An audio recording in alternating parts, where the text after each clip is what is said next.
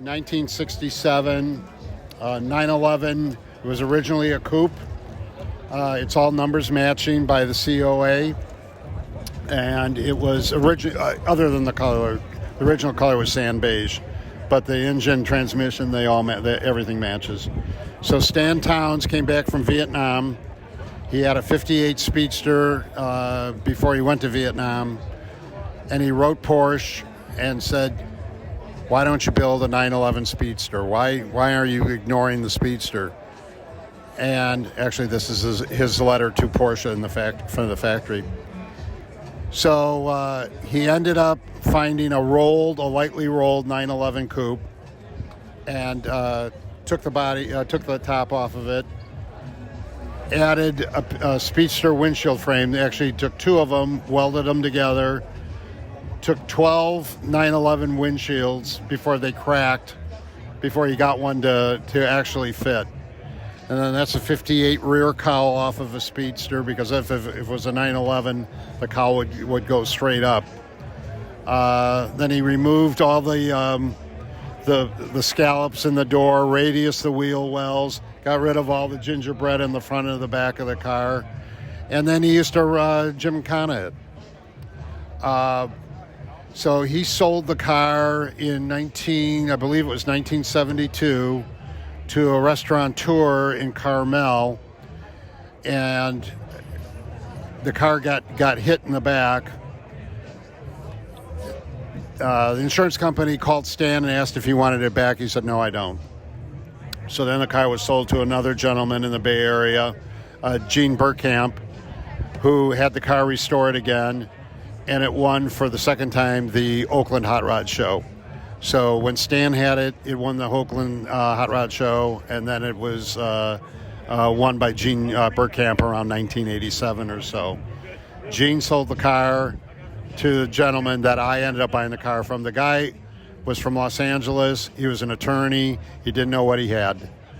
And I'd been looking for the car for 20 years.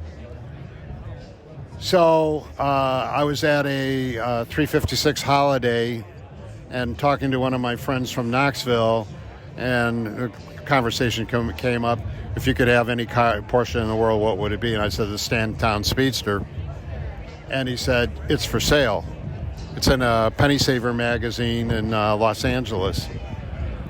So I said, "You got to get me that information." I mean, I just went nuts.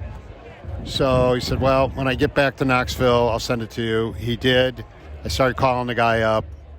No response. Emailed him, nothing. I couldn't eat. I couldn't sleep. I was like out of my mind.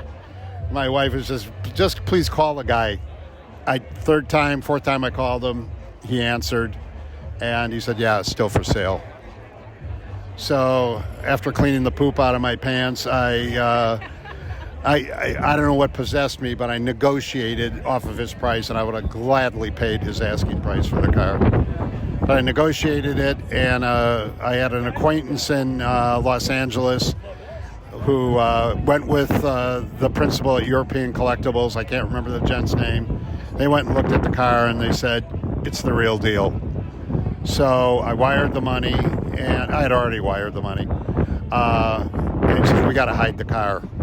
So they took the car and hid it, and I had Passport Transport come and get it. I paid them extra. I said, "You got to get this car out of here and back to Chicago." And they did, and several years later, I wrote letters to Stan Towns, the creator of the car, and no response. And one day I got a call from Santa Clara, and I said, "This has got to be a phony call," and it was him. And he's in his 70s, and he says, "I'm in the SCCA runoffs driving Formula Ford. Can I come and see you?" I said, "Absolutely." So he came and spent 2-3 hours with me, and we went through the car, and he told me what was true about the car and what wasn't true about the car, and that's about it. Even on here too. So Spider by Towns, made in France. And even the roof logo is on there. It's amazing. Very nice.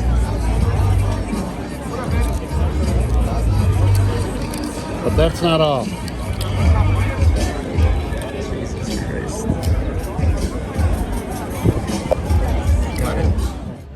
Amazing story. Thank you.